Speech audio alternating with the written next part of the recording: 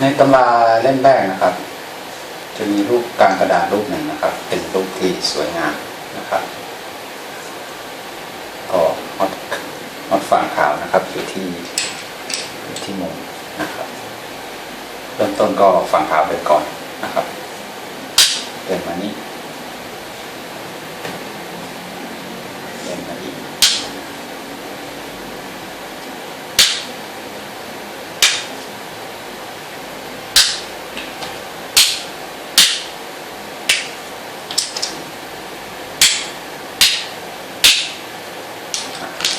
สวยไหมครับตั้งใหม่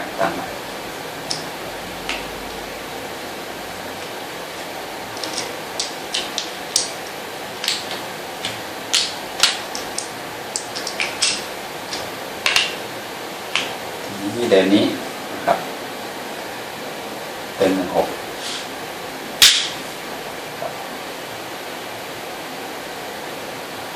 เดิน16ก็โดนแบบนี้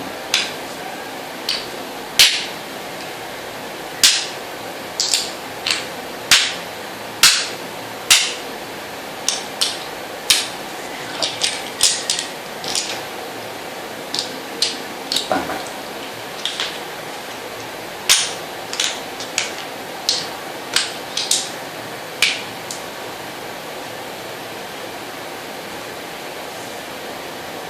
27ก็เหมือนกันนะครับ27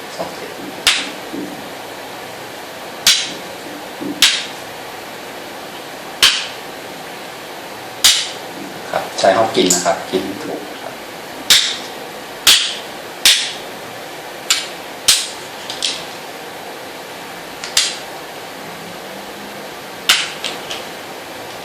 อีกทีหนึ่ง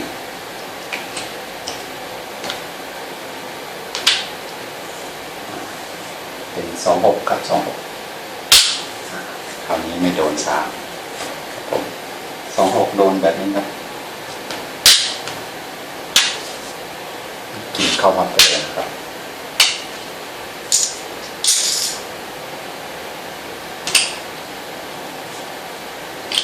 ขยายหอดมาตรา13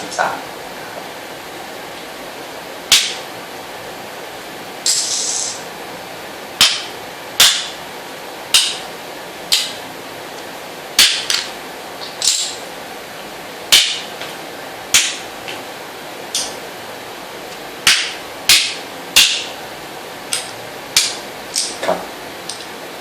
ก็ลองตั้งกระดาษแล้วก็ฝึกดูนะครับ